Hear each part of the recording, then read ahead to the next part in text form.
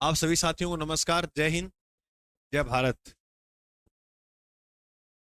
जय हिंद, जय राजस्थान, जय भारत। करते हैं क्लास शुरू। क्लास शुरू करें। हम टॉपिक पढ़ रहे थे भारत का भूगोल, और भारत के भूगोल में टॉपिक कौन सा था? भौतिक प्रदेश। आज हिमालय खत्म कर ही देते हैं, कई दिन हो गया नहीं। हिमालय में आज हम अंतिम श्रेणी पढ़ेंगे। इससे पहले हमने 4 श्रेणी जो है वो हिमालय में पढ़ ली। 3 पढ़ ली ना, चौथी आज पढ़नी है।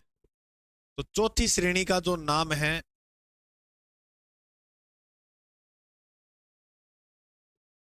चौथी श्रेणी का नाम है शिवालिक हिमालय।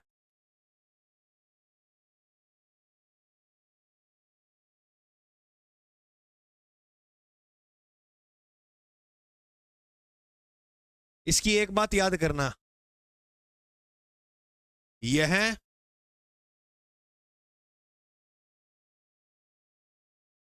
यह हिमालय की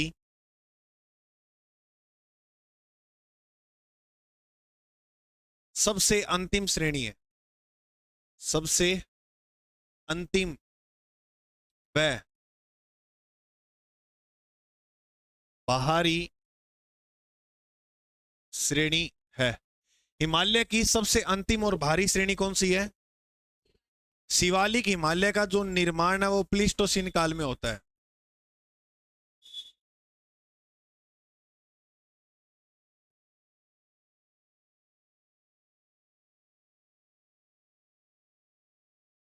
इसका निर्माण कौन से काल में हुआ था? प्लीस्टोसीन। अच्छा, दक्षिण भारत में सॉरी उत्तर भारत में अपने एक नदी को पढ़ते हैं भाई। उत्तर भारत में एक नदी पढ़ते हैं, इस प्रकार से बहती है, और इस नदी का जो नाम है वो है गंगा नदी। ये कौन सी नदी है? गंगा नदी। शिवालिक का मुख्यतः विस्तार देखा जाए तो हिमाचल प्रदेश में है। कहाँ है? हिमाचल प्रदेश के अंदर। और दक्षिण के अंदर इसका विस्तार जो है वो कहाँ समाप्त हो जाता है? तो गंगा नदी का जो उत्तर का जो मैदान है ना, वहां पर शिवालिक हिमालय क्या हो जाता है? समाप्त हो जाता है। यानी गंगा नदी जहां से, ये गंगा नदी का जो मैदान शुरू हुआ ना, वहां शिवालिक हिमालय क्या है? खत्म हो जाएगा। अब उसके नीचे जो है वो चलेगा उत्तर का विशाल मैदान, जो 2 नंबर का भौतिक प्रदेश है। तो हिमालय दक्षिण में यहां तक ही है। ठीक है, समझ में आ गया? यानी शिवालिक हिमालय अंतिम श्रेणी है, और ये भी कहां तक है? गंगा के उत्तरी मैदान तक। बस बात खत्म। अब इसमें आप एक लाइन लिखो। अच्छा, इसके हिमालय की सबसे अंतिम और भारी श्रेणी और इसके उपनाम क्या क्या हो सकते हैं? इसे ब्रह्म हिमालय कहते हैं। इसे उप हिमालय भी कहा जाता है। उप हिमालय।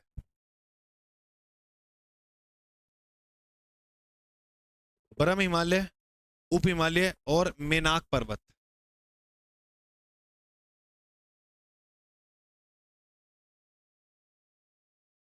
ये 3 जो है वो इसके उपनाम है। ब्रह्म हिमालय, उप हिमालय और मेनाक पर्वत। अब आप एक लाइन लिखो आगे। ये वाली लिखाऊं तो लिखो। पहले ये वाली लाइन लिखो, गंगा वाली।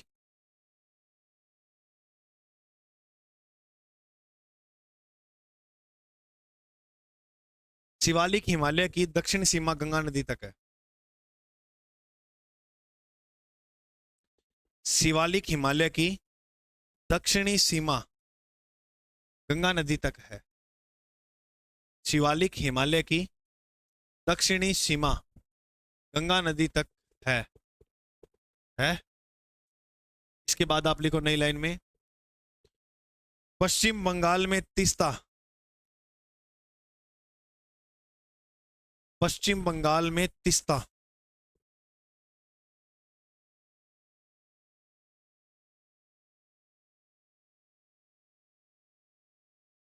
तीस्ता व रायडाक नदी। लिख दिया ना नाम? तीस्ता व रायडाक नदी।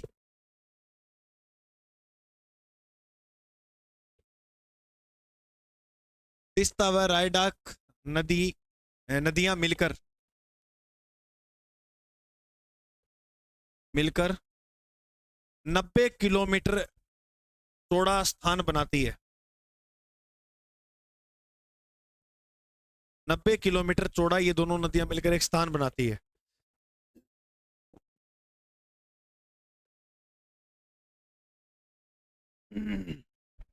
और यहां शिवालिक हिमालय अदृश्य हो जाता है।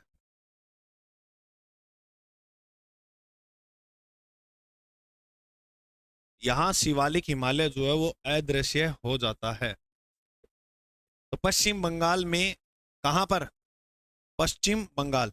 पश्चिम बंगाल में तीस्ता व राय डाक नदी 90 किलोमीटर चौड़ा एक स्थान बनाती है, जहां पर शिवालिक हिमालय जो है वो क्या हो जाता है? अदृश्य, दिखता नहीं है, यहां दिखाई नहीं देता है। बोलो, इतना लिखा? अच्छा, अब हम पढ़ते हैं पूर्वांचल की पहाड़ियां। इससे प्रश्न आता है एग्जाम में, आता ही आता है कि निम्न में से कौन सी पहाड़ियां जो पूर्वांचल की है या नहीं है। तो शिवालिक हिमालय की अगर हम बात करें तो इसमें आप हेडिंग लगाओगे शिवालिक हिमालय में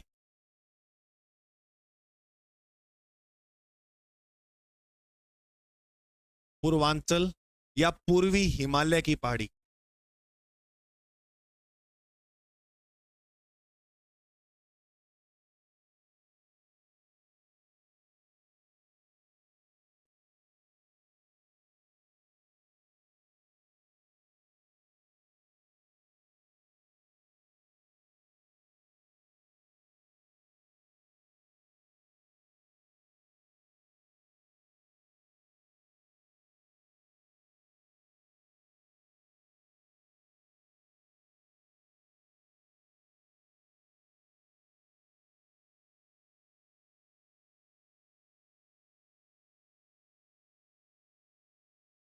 ठीक है,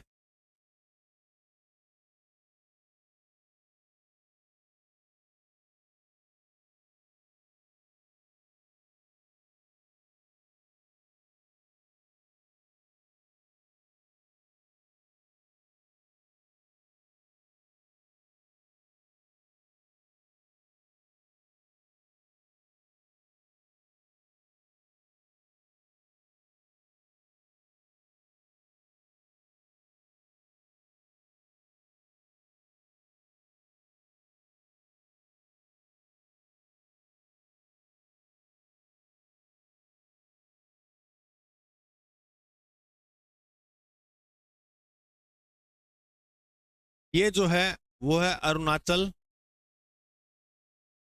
पता रहे तुम्हें? और ये नागालैंड, और ये मणिपुर, ये मिजोरम, और ये हो गया। यहाँ मैप में बना नहीं, मैं नाम लिख देता हूँ, समझ जाओगे। यहाँ है त्रिपुरा वैसे, इधर की ओर। अ, चलो कोई नहीं, बन जाएगा। एक मिनट, सेट कर ही देता हूँ इसको।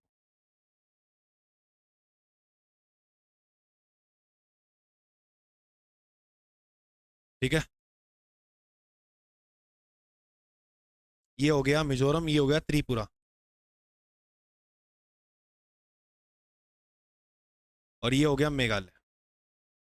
बस ये आपको समझ में आ गए तो इतना समझने की आगे दिक्कत नहीं है। अब यहाँ की कुछ पहाड़ियां आपको याद रखनी है।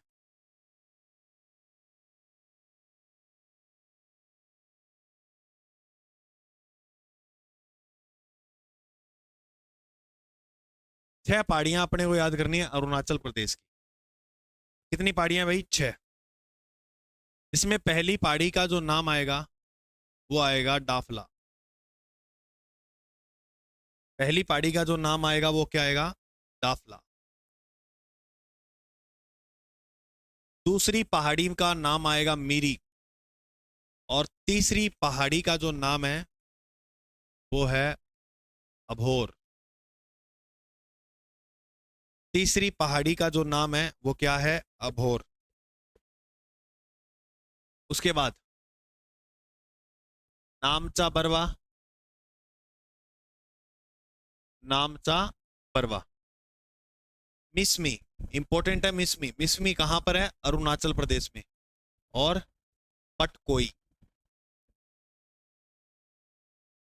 एक मिनट, पटकोई ऊपर ले लो, मिसमी नीचे ले लो, गर्म भी हो जाएगा इनका।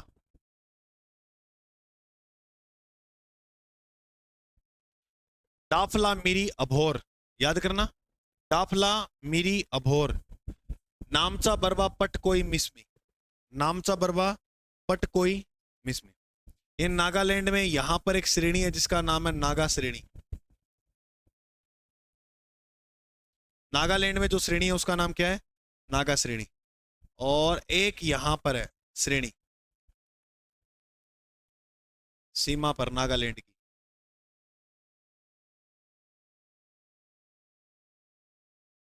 इसका नाम है बरेल श्रेणी।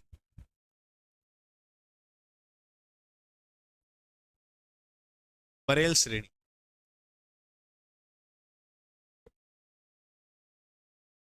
मणिपुर में मणिपुरी श्रेणी,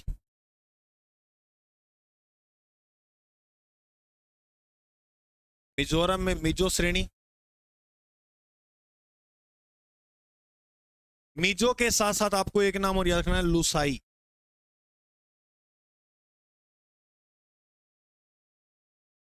मिजो श्रेणी या लुसाई। अब बात करते हैं अपने मेघालय। मेघालय की अगर हम बात करते हैं तो Meghalaya is the most important.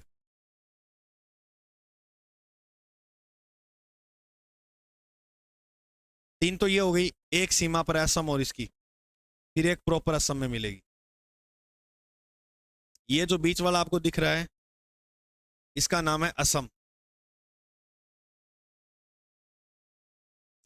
अच्छा, बोलो गारो, ये क्रम है इसका, गारो, खासी, जयंतिया। बोलो गारो, खासी, जयंतिया, बोलो गारो, खासी, जयंतिया। इसका नाम है मिकिर। मिसमी अरुणाचल में, मिकिर असम और मेघालय की सीमा पर, और इसका नाम है रेगमा। करो याद। ये सारी की सारी जो पहाड़ियां हैं वो हमने लिख ली पूर्वांचल पहाड़ी, पूर्वी हिमालय।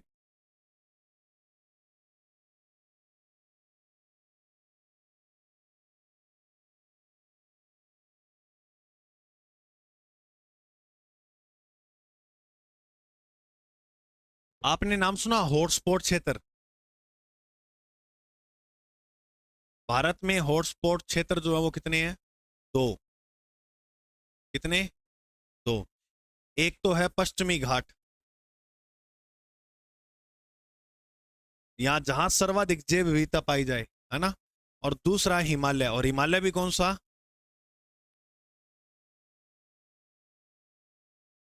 पूर्वी हिमालय। तो हॉटस्पॉट क्षेत्र दो हैं, पश्चिमी घाट और पूर्वी हिमालय। करो याद है।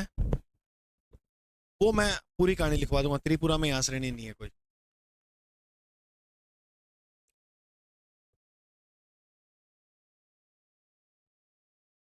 मिकिर, ये सीमा पर, हाँ।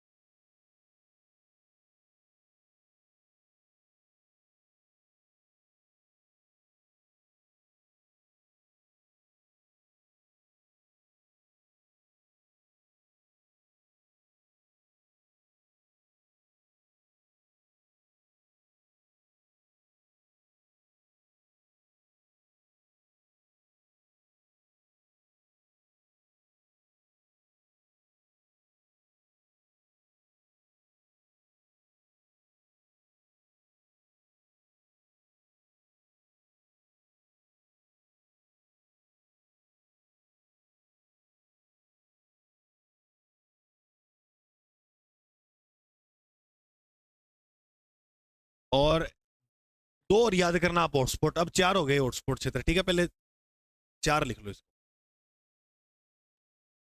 हॉटस्पॉट क्षेत्र कितने हो गए? चार। प्रश्न इन दो का ही आता है लगभग, तीसरा और चौथा। इंडो वर्मा, और चौथा जो है हॉटस्पॉट क्षेत्र उसका नाम है सुंडालैंड। ए सुंडालैंड ये जो अपना भारत है ना, अंडमान निकोबार उस साइड, उधर की ओर देखने को मिलेगा।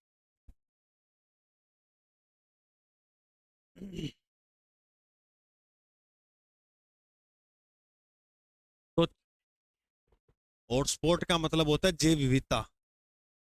जैव विविधता का मतलब होता है जीवों में पाई जाने वाली विविधता, जैव विविधता। जैव विविधता डे कब आता है?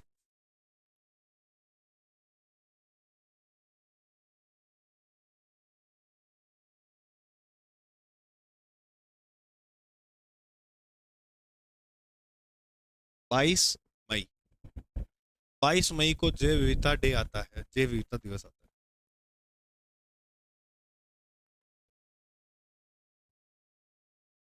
उतार लो जल्दी।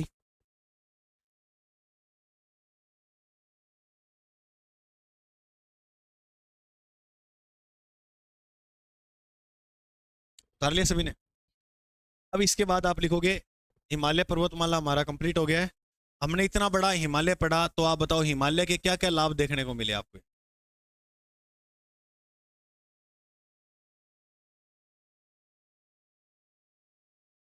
बताओ। पहला बात तो मैं बताता हूँ, ये सीमा प्रहरी है ना? सीमा प्रहरी का काम करता है कौन? हिमालय। आप लगभग आक्रमण देखना भारत में जो हुए हैं वो कैसे हुए।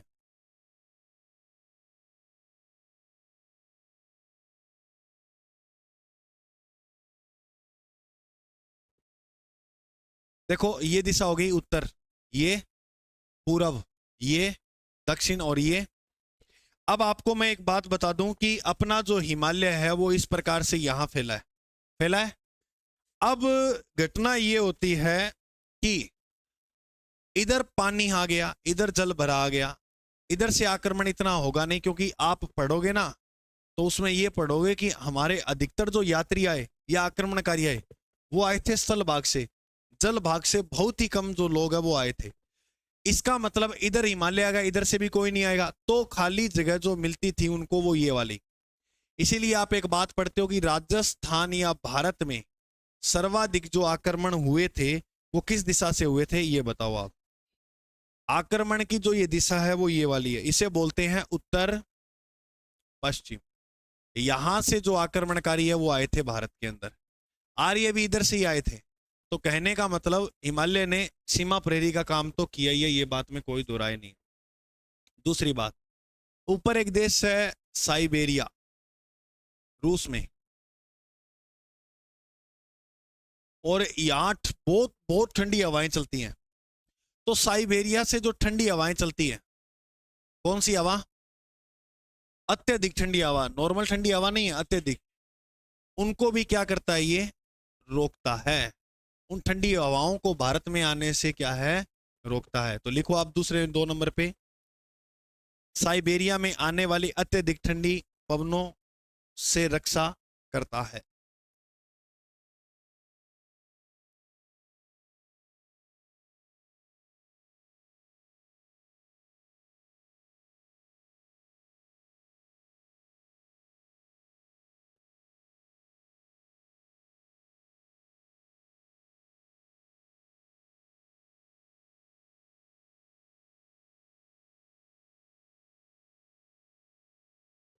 तो साइबेरिया से आने वाली अत्यधिक ठंडी पवनों से क्या करता है? रक्षा।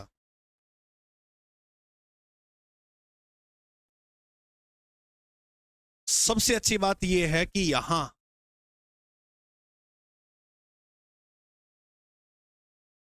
सर्वाधिक आपको जड़ी बूटियां देखने को मिलती है। तो विश्व में सर्वाधिक जड़ी बूटियां कहां देखने को मिलती है? हिमालय में। तो ये भी इसका एक लाभ है। हनुमान जी जड़ी बूटी लेने गए थे ना, कहां गए थे? तो विश्व में सर्वाधिक जड़ी बूटी थी वो, लेकिन मैं पटके गिरा है, मैंने कहा कोई याद देगा फिर। विश्व सर्वाधिक जड़ी बूटी मिलती है, विश्व में सर्वाधिक जड़ी बूटी यही मिलती है। जलवायु विभाजन का काम भारत में कौन करता है? तो याद रखना हिमालय। कोई बात है, ये ऊपर से आने वाली जो हवाएं हैं उनको रोक देता है। तो जलवायु विभाजन का वर्क जो है वो भी कौन करता है? काम जो है वो हिमालय ही करता है। अंतिम और लास्ट बात, उत्तर भारत की जितनी भी नदियां हैं उनमें से लगभग नदी का उद्गम कहां से होता है? हिमालय।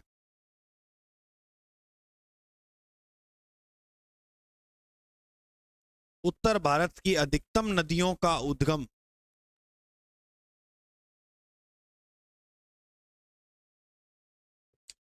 भारत से होता है। सॉरी, हिमालय से होता है।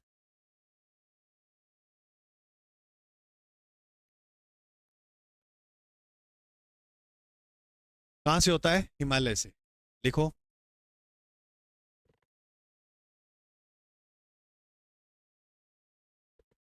उतार लिया गया ये वाला। अब अपने पढ़ेंगे उत्तर का विशाल मैदान।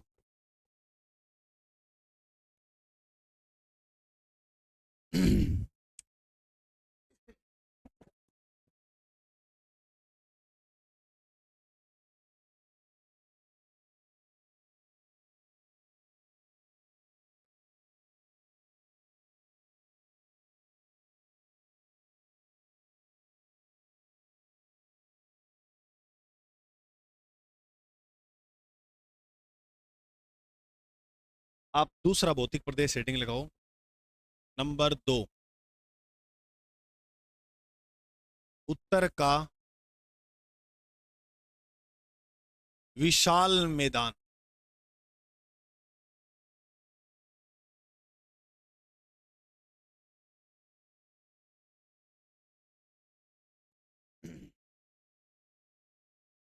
उत्तर के विशाल मैदान की अगर हम बात करें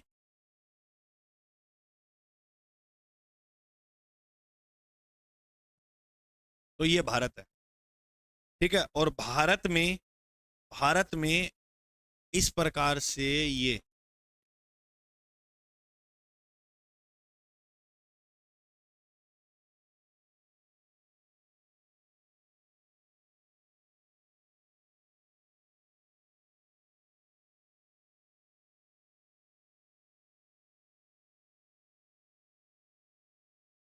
जो भाग है ये है उत्तर का विशाल मैदान।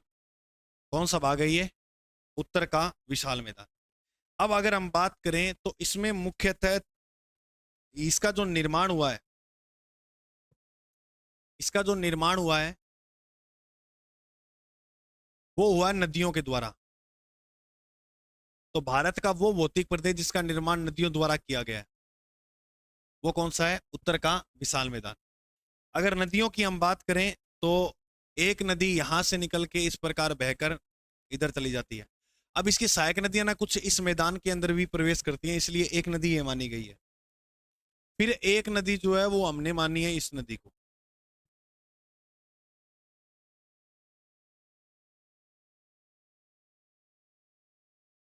और एक नदी जो है फिर वो हमने ये मानी। तो इन नदियों से मिलकर इनकी सहायक नदियों से मिलकर ये मैदान बना है। इन नदियों की अगर हम बात करें तो नंबर 1 पर ये ऊपर वाली जो नदी है इसका नाम क्या हो गया? सिंधु। और इधर ये जो नदी आपको दिख रही है इसका नाम हो गया गंगा। और ये नदी जो दिख रही है इसका नाम क्या हो गया? ब्रह्मपुत्र। तो 3 नदियों से मिलकर बना है। कौन कौन सी नदियां हैं? सिंधु, गंगा और ब्रह्मपुत्र नदी। अब एक बात जरा मुझे ये बताओ, नदियां जो होती हैं नदियों में पानी की मात्रा अधिक होती है। अच्छा, नदियों के बहाव क्षेत्र में जो मिट्टी मिलेगी, बहाव क्षेत्र में जो मिट्टी मिलेगी वो कैसी होगी? वो होगी उपजाऊ। क्योंकि अपने बोलते हैं ना कि पानी वाली जो मिट्टी होती है वो कैसी होती है। और दुनिया की सबसे उपजाऊ मिट्टी की अगर हम बात करें तो उस मिट्टी का नाम है जलोढ़। क्या नाम है? तो बताओ उत्तर के विशाल मैदान में कौन सी मृदा पाई जाती है? जलोढ़ मिट्टी। जहां पर जलोढ़ मिट्टी पाई जाएगी वहां बताओ कृषि कैसी होगी? कृषि भी अधिक होगी। अच्छा, कृषि अधिक होगी तो लोग काम करने वाले ज्यादा आएंगे, तो बताओ जनसंख्या भी क्या होगी? अरे जनसंख्या भी क्या होगी? अधिक होगी। और जनसंख्या ज्यादा होगी तो लोगों को साधन भी चाहिए होंगे, तो परिवहन की आवश्यकता भी क्या हो गई? अधिक।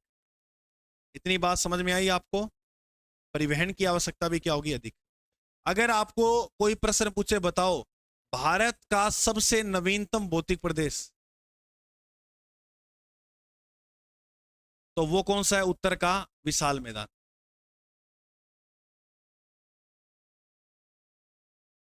इसकी बात की जाए क्षेत्रफल की, तो इसका क्षेत्रफल अलग अलग किताबों में अलग अलग देखने को मिलता है। एनसीईआरटी की बुक जो है उसमें इसका क्षेत्रफल जो दिया गया वो 7 लाख। कुछ स्टैंडर्ड किताबें इसको लिखती है 7.5 लाख, और कुछ किताबें इसको 7.7 लाख भी लिखती है, यानी 7 लाख के आसपास इसका क्या है? क्षेत्रफल माना जाता है। अब बात करें क्षेत्रफल के साथ साथ इसकी चौड़ाई, ये तो हो गया क्षेत्रफल। इसकी चौड़ाई देखो, स्टैंडर्ड किताबों में आपको 150 से 300 इसकी चौड़ाई जो है वो मिल सकती है। लेकिन अगर हम बात करें इसकी एनसीईआरटी 9th क्लास की बुक में, इसकी जो चौड़ाई दे रखी है वो 250 से 320 मीटर के बीच, किलोमीटर के बीच में, ये इसकी क्या दे रखी है? चौड़ाई। अब बात करते हैं इसकी लंबाई की। इसकी लंबाई देखो, ऐसे बताते हैं इसका कुछ भाग जम्मू कश्मीर तक भी फैला हुआ है। ठीक है, अगर हम जम्मू कश्मीर से इसकी लंबाई, अच्छा कहां तक है सर? नागालैंड तक। जम्मू कश्मीर से नागालैंड तक अगर इसकी लंबाई मापेंगे, नागालैंड, तो हमें इसकी जो लंबाई है वो देखने को मिलेगी कितनी? 3200 किलोमीटर। एनसीईआरटी बुक जो ये कहती है, वो कहती है नहीं, ये 2400 किलोमीटर के अंदर जो है वो फैला हुआ है। कितने किलोमीटर में? 2400 किलोमीटर के अंदर। अच्छा, 2400 किलोमीटर की अगर देखी जाएगी तो पंजाब से नागालैंड,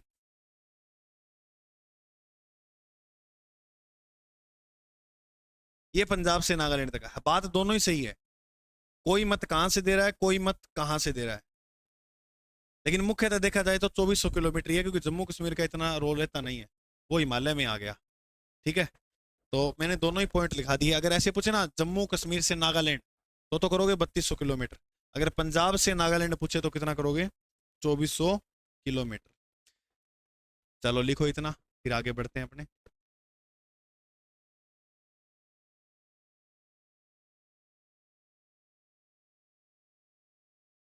हाँ, 250 से 320, एक ही जगह आपको 150 से भी 300 मिल जाएगी। औसतन आ जाता है इतना ही, 250, 320।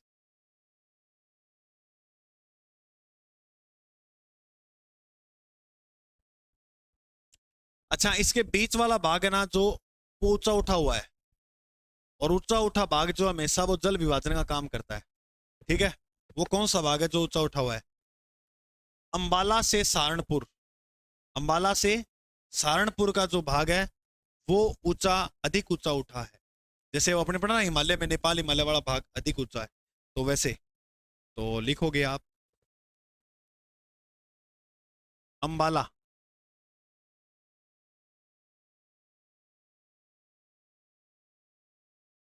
सहारनपुर,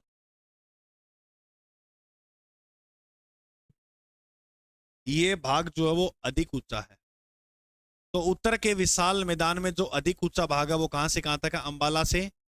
ये भाग जो है वो जल विभाजन का काम करता है। किसका काम करता है? अब कोई नदी है, इसके इधर ढाल वाली नदियां इधर चली जाएंगी, और इधर ढाल की नदी जो है वो इधर चल लेके चली जाएगी, बीच में नदी नहीं मिलेगी आपको सीधी। ठीक है, ये जल विभाजन का काम करते हैं। अब इसके बाद हम जो बात करेंगे वो करेंगे उत्तर के विशाल मैदान के कुछ भाग हैं।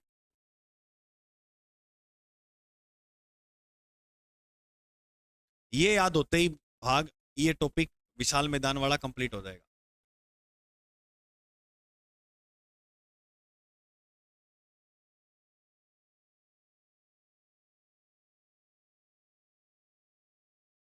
नंबर 1 पर हमें पढ़ना होगा भाबर। नंबर 2 पर हमें पढ़ना होगा तराई। नंबर 3 पर हमें पढ़ना होगा खादर। और नंबर 4 पर हमें पढ़ना होगा बांगर। नंबर 6 पर रे है या कलर।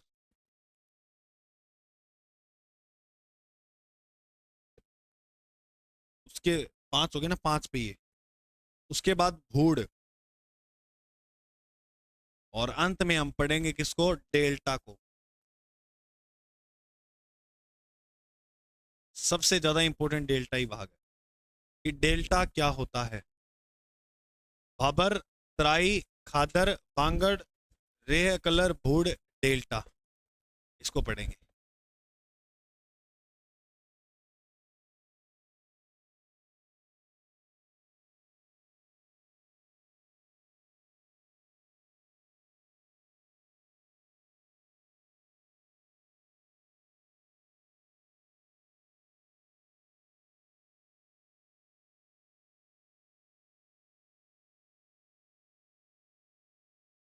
करें शुरू, पढ़े। अब देखो, अब भाबर वगैरह मैं आपको ये समझाता हूँ क्या होते हैं। मन मन में गाड़ी क्यों निकाल रहे हो भाई? अच्छा, रह गया क्या मस्त तो गाड़ी? चलो देखो, कोई नहीं, मैं आपको टाइम दे दूंगा उतारने के लिए।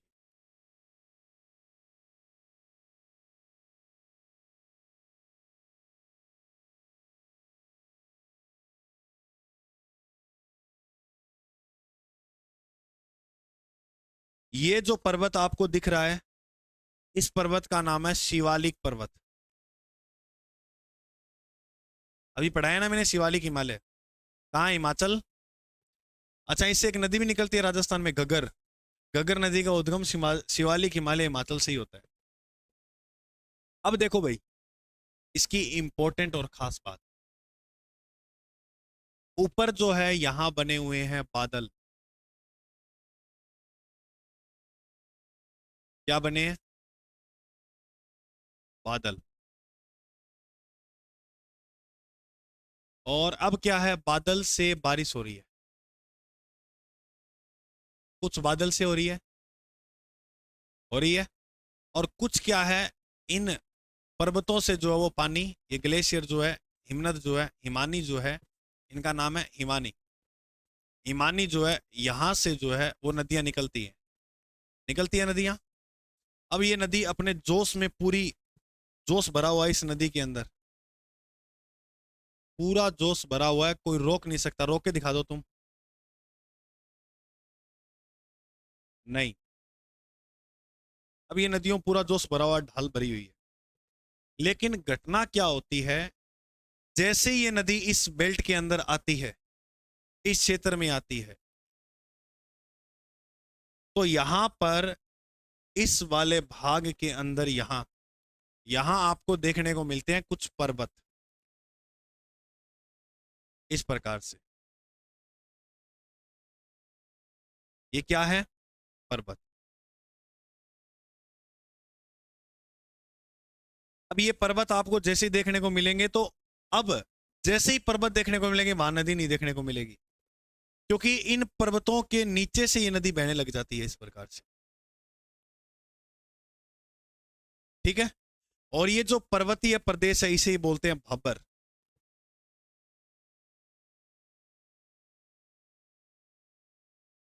इसे ही क्या कहते हैं? भाबर। यहां नदियों का जल लुप्त हो जाता है, नदियां अदृश्य हो जाती है।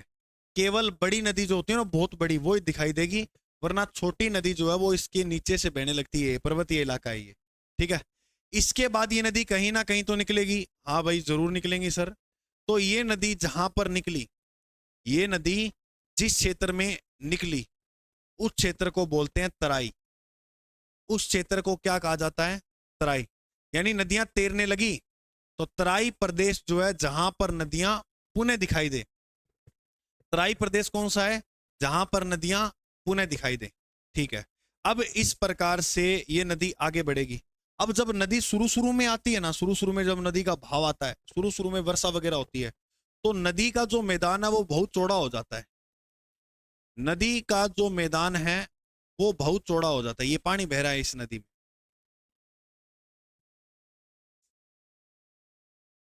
और नदी वाले इलाके के अंदर जो मिट्टी मिलेगी वो कैसी मिलेगी बताओ, उपजाऊ।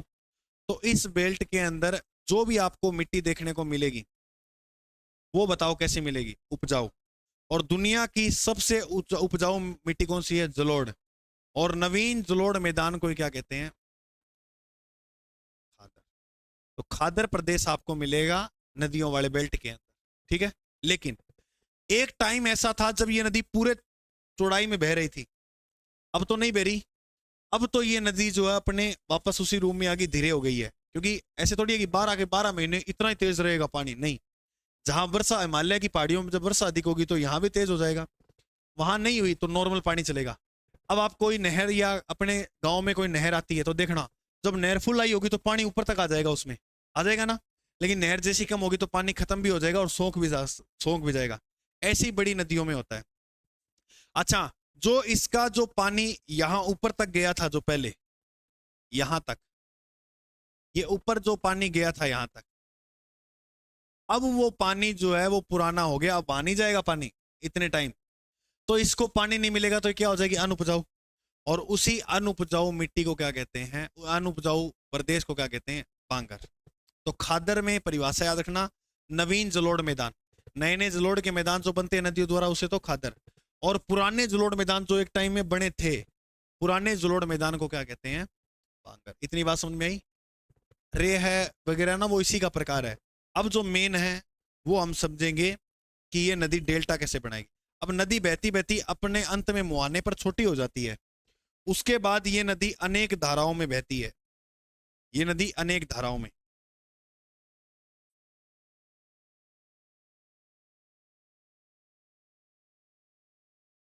ऐसे।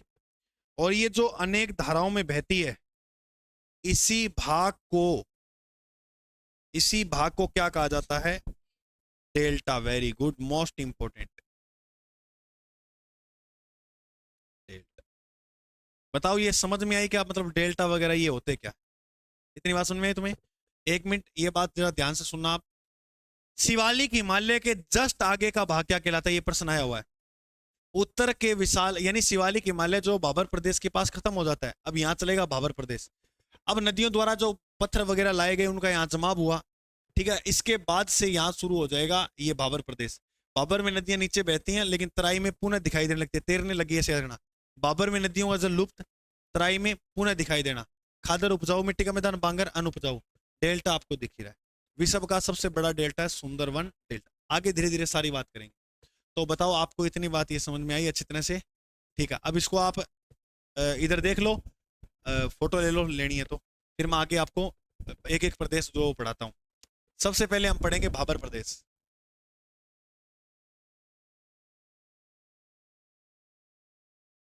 मुझे तो भेजते नहीं हो तुम, भेज देना आज।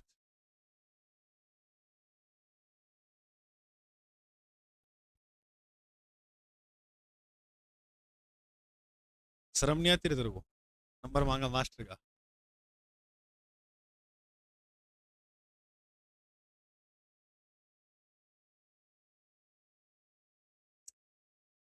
अब आपको समझ में आ गया कि अपने को उत्तर के विशाल मैदान में पढ़ना क्या आ गया मोटा मोटा। अब नंबर एक पे हेडिंग लगाओ भाबर प्रदेश।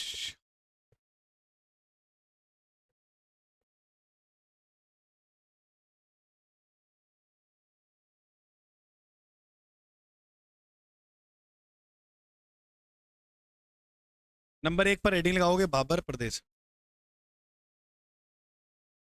तो इसका क्षेत्र जो है वो सिंधु और तीस्ता नदी के बीच में बनता है।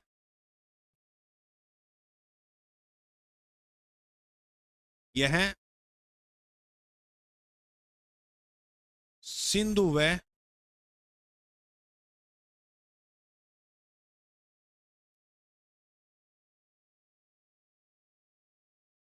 मध्य बनता है। 8 से 16 किलोमीटर तक ये क्षेत्र आपको देखने को मिलेगा। तो बाबर प्रदेश की जो चौड़ाई है वो कितनी है, 8 से 16 किलोमीटर के बीच में।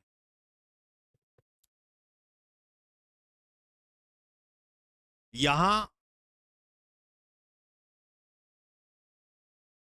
नदियों का जल अदृश्य हो जाता है।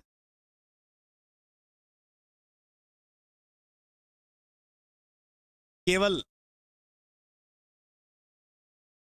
बड़ी नदियां ही दिखाई देती है।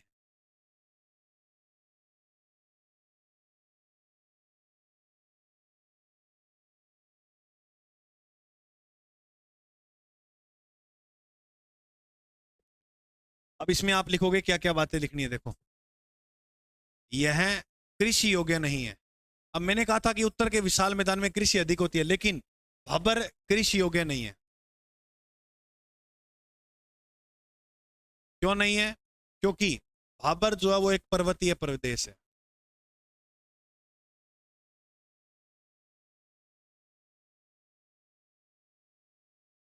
कैसा प्रदेश है? पर्वतीय प्रदेश।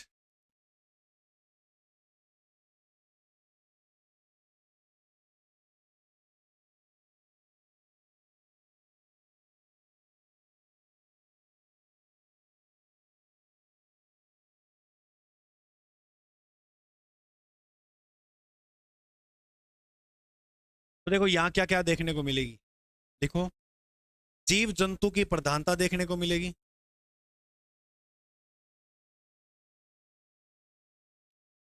अब ये यहाँ घने वन देखने को मिलेंगे आपको।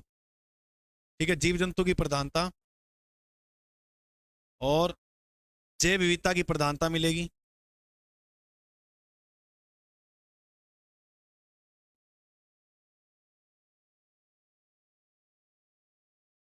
जीव जंतु की प्रधानता और जैव विविधता की प्रधानता।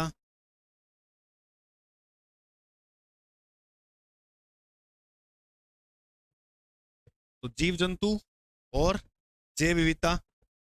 इसके अलावा आपको याद रखना है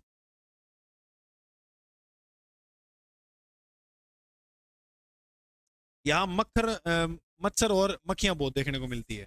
ठीक है, तो मक्खी और मच्छर की प्रधानता।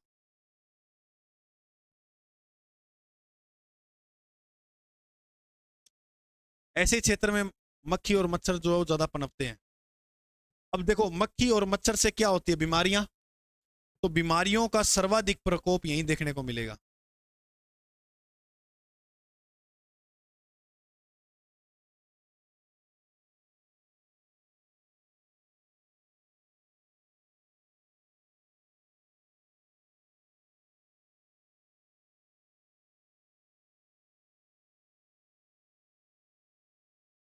इस वाले भाग के अंदर बीमारियों का प्रकोप जो वो क्या होता है? सर्वाधिक।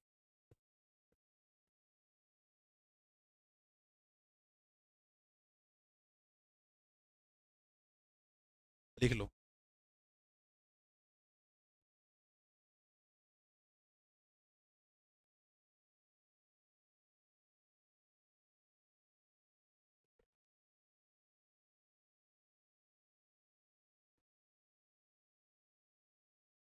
ठीक है, हो गया। ओके, तो अब इसको उतार लेना आप अच्छी तरह से। अब कल बाकी जो बच गया, कल ये उत्तर का विशाल मैदान सल्ट जाएगा, कल अपने नया भौतिक भी शुरू कर देंगे। अब ज्यादा बस ये एक हिमालय था, इतना लंबा चला गया। इसके बाद अब लंबी चौड़ी कहानी एक आ सकती है, तो प्रायद्वीप में आ सकती है। ठीक है, आज के लिए जय हिंद। मिलते हैं अपने नेक्स्ट क्लास में। टाइम का पता नहीं लगा आज तो। पता लगा तुम्हें? उतारोगे नहीं?